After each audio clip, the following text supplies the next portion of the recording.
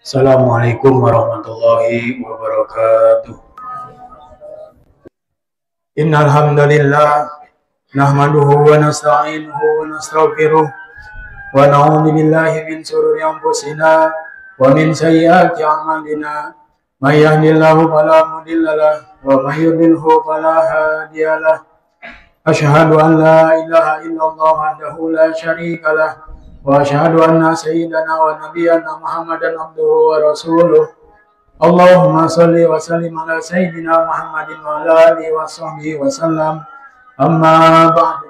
Fa ya ayuhan nas ittaqullaha haqqa tuqatih wa la tamutunna illa wa antum muslimun. Alhamdulillah, segala puji dan syukur selalu kita panjatkan hadirat Allah Subhanahu wa taala yang senantiasa selalu memberikan kita nikmat-nikmatnya, terutama nikmat iman dan nikmat Islam yang disertai dengan nikmat sehat badan, panjang umur. Sehingga pada siang hari ini kita masih dapat sama-sama berkumpul, bertawajuh di tempat yang mulia ini untuk melaksanakan kewajiban kita sebagai umat Islam, ialah sholat maghrib, sholat Jumat beserta berjamaah. Mudah-mudahan segala amal ibadah yang akan kita laksanakan, yang telah kita laksanakan dan yang sedang kita laksanakan dapat diterima oleh Allah Subhanahu wa taala. Salawat berserta salam sama-sama kita limpahkan kehadiran alam baginda Nabi besar kita Muhammad sallallahu alaihi wasallam, sekeluarga, para sahabat, para tabi'in, atba' tabi'in ila yaumiddin. Jamaah salat Jumat yang dimuliakan oleh Allah Subhanahu wa taala, khatib berwasiat khususnya kepada diri sendiri dan umumnya kepada para jamaah sekalian, agar kita selalu sama-sama meningkatkan keimanan dan ketakwaan kita kepada Allah Subhanahu wa taala dengan sebenar-benarnya takwa. Dan janganlah sekali-kali kita mati kecuali dalam keadaan yang beriman kepada Allah Subhanahu wa taala. Hadirin jamaah salat Jumat yang dimuliakan oleh Allah Subhanahu wa taala. Dunia ini hanyalah perlintasan untuk kita menuju alam yang sesungguhnya, ialah akhirat. Sesungguhnya kita pada saat ini belum hidup dalam keadaan hidup yang hakiki. Sungguhnya hidup yang abadi, hidup yang sesungguhnya ialah setelah kita mati dari alam dunia ini. Maka hadirin yang dimuliakan oleh Allah Subhanahu wa taala, kalau kita flashback ke belakang, kita ini dahulunya tidak ada, lalu diadakan oleh Allah Subhanahu wa taala. Sebagaimana Allah Subhanahu wa taala berfirman di dalam Al-Qur'an, "Kaifa takfuruna billahi wa kuntum amwata fa ahyaakum, tsumma yumitukum, tsumma yuhyikum, tsumma ilaihi turja'un." Bagaimana kalian ingkar kepada Allah Subhanahu wa taala sedangkan kalian dahulunya tidak ada? Kita itu awalnya tidak ada sama sekali. Lalu kita diadakan oleh Allah Subhanahu wa taala. Di mana kita pertama kali diadakan? Kita pertama kali diadakan ialah di alam ajali atau di alam ruh.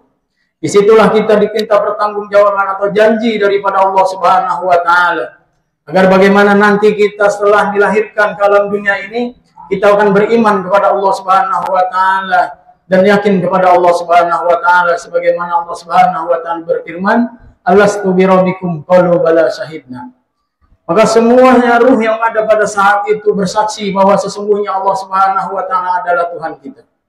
Lalu hadirin yang dimuliakan oleh Allah Subhanahu wa taala, setelah kita ada di alam ruh lalu kita ditiadakan lagi dari alam ruh tersebut, dipindahkan kita kepada satu alam yang sempit, di mana alam itu kita sudah berada di alam dunia, akan tetapi kita belum keluar dari alam dunia tersebut.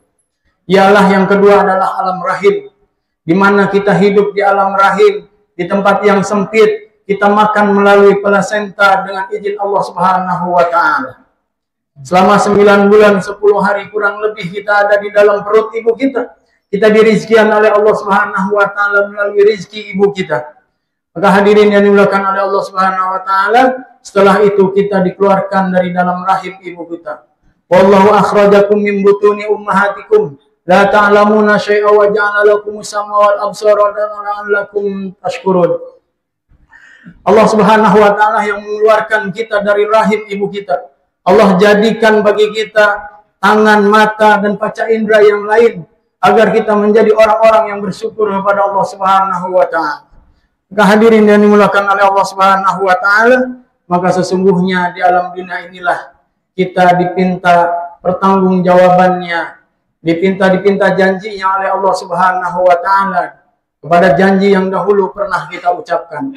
Jangan sampai kita Setelah kita dilahirkan ke alam dunia ini, kita tidak mengenal namanya Allah Subhanahu wa taala. Kita tidak menyembah Allah Subhanahu wa taala, kita tidak mengesahkan Allah Subhanahu wa taala. Jangan sampai tujuan kita sebagai manusia yang Allah Subhanahu wa taala ciptakan ini mengkol atau berpaling daripada tujuan yang Allah Subhanahu wa taala inginkan kepada kita. Wa ma khalaqul jinna wal insa illa liya'budun. Tidaklah Allah Subhanahu wa taala ciptakan jin dan manusia kecuali untuk beribadah, menyembah kepada Allah Subhanahu wa taala. Jangan sampai kita setelah kita dilahirkan ke alam dunia, kita tertipu dengan kehidupan yang sementara ini. Kita tertipu dengan keindahan dunia, kita tertipu dengan pekerjaan kita tertipu dengan harta benda kita yang kita punya sehingga kita berpaling daripada Allah Subhanahu wa taala. Maka Nabi pernah sampaikan, janganlah kehidupan dunia ini menjadi tujuan kita. Akan tetapi dunia ini hanya sebagai perlintasan saja. Kun fi dunya ka'annaka gharibun aw 'abiris sabil. Jadilah kalian di dunia ini sebagaimana orang yang asing dan atau seperti orang yang hanya melintas saja. Yang namanya kita orang asing, maka kita tidak akan betah tinggal di situ selama-lamanya. Ataupun hanya kita sebagai melintas saja, maka kita tidak akan lama di tempat perlintasan kita. Lalu kemana tujuan kita? Tujuan kita adalah akhirat. Maka hadirin yang dimuliakan oleh Allah Subhanahu wa taala, bagaimana kita kembali kepada Allah Subhanahu wa taala dan menuju kepada tempat yang abadi, yaitu akhirat, agar kita tidak sama sekali kembali kepada Allah Subhanahu wa taala dengan tidak membawa amal. Harus ada persiapan-persiapan yang harus kita persiapkan sebelum kita kembali kepada Allah Subhanahu wa taala, menuju alam yang lebih lama lagi, menuju alam yang abadi yang selama-lamanya. Maka ulama sampaikan tidak kurang daripada 3 perkara yang harus kita persiapkan sebelum kita kembali kepada Allah Subhanahu wa taala. Yang pertama ialah amal yang terbaik. Amal yang terbaik ialah amal yang dilandasi dengan ilmu dan ikhlas. Sebagaimana Rasulullah SAW mengatakan di dalam hadisnya, hal yaqbalullahu amalu illa bil ilmi. Sesungguhnya Allah Subhanahu wa taala tidak akan menerima amal kecuali dengan ilmu. Apapun itu amalnya, kalau tidak dilandasi dengan ilmu, maka amal tersebut tidak akan diterima oleh Allah Subhanahu wa taala. Yang kedua, amal yang terbaik yang harus kita persiapkan sebelum kita kembali kepada Allah Subhanahu wa taala ialah amal yang terbaik yang dilandasi dengan ikhlas. Sebagaimana Rasulullah sallallahu alaihi wasallam berwasiat kepada Mu'adz bin Jabal, "Ya Mu'adz, akhlis dinaka yakfikal amalul qalil." Wahai Mu'adz, murnikanlah agamamu dan jagalah ikhlasmu. Sesungguhnya amal yang sedikit itu akan mencukupi untuk kita. Maka hadirin yang dimuliakan oleh Allah Subhanahu wa taala, bagaimana di dalam kita beramal yang wajib maupun yang sunnah, sedekah maupun yang lainnya, maka bagaimana amal kita ini dilandasi dengan keikhlasan, tidak dibarengi dengan riya, tidak dibarengi dengan sum'ah, tidak dibarengi dengan ujub, sehingga hal-hal seperti itu dapat menghancurkan amal ibadah kita. Jangankan yang sunnah, yang wajib pun akan hancur. Yang kedua yang harus kita persiapkan sebelum kita kembali kepada Allah Subhanahu wa taala ialah bagaimana kita harus mencetak keturunan anak-anak kita menjadi orang-orang yang soleh. Karena anak-anak yang soleh akan selalu mendoakan kita setelah kita mati. Karena anak-anak soleh ini adalah harta karun, peninggalan kita yang terbaik, agar kita nanti di akhirat walaupun kita mati membawa dosa, dosa kita dapat diampuni oleh Allah Subhanahu wa taala dengan sebab doa-doa daripada anak kita. Walaupun kita mati kembali kepada Allah dengan membawa amal-amal yang sedikit, karena kita mempunyai anak-anak yang soleh yang kita didik, yang menjadi baik dan rajin ibadah kepada Allah Subhanahu wa taala, maka amal kita pun akan bertambah walaupun kita sudah mati. Yang ketiga yang harus kita persiapkan sebelum kita mati, sebelum kita menghadap kepada Allah Subhanahu wa taala adalah amal yang mengalir, yaitu ialah sedekah jariyah. Sedekah jariyah ini adalah amal infak, harta yang dititipkan oleh Allah Subhanahu wa taala kepada kita, yang kita infakkan di jalan Allah Subhanahu wa taala, lalu harta itu digunakan oleh masyarakat, harta itu bisa diambil manfaat oleh orang lain, maka harta inilah yang akan menjadi sedekah jariyah, pahala yang tidak akan putus walaupun kita sudah mati. Maka pada saat ini masjid kita masih dalam pembangunan, maka ini adalah ladang untuk kita menjadikan harta kita menjadi harta yang abadi. Mobil yang kita punya, rumah yang kita punya, uang yang kita punya, perhiasan tanah yang kita punya pada saat ini, suatu saat itu semua akan kita tinggalkan. Dan kita tidak akan pernah membawanya walaupun hanya sedikit. Harta yang kita punya, harta yang akan kita bawa nanti di hadapan Allah Subhanahu wa taala dan akan menjadi milik kita, ialah harta yang pernah kita sedekahkan, harta yang pernah kita infakkan, harta yang pernah kita keluarkan di jalan Allah Subhanahu wa taala. Dan harta yang digunakan untuk berinfak kepada masjid, kepada pesantren, kepada jalan, dan pada bangunan-bangunan sosial yang diambil manfaatnya oleh orang lain, maka selagi tempat itu digunakan, selagi tempat itu dimanfaatkan, maka pahalanya akan terus mengalir.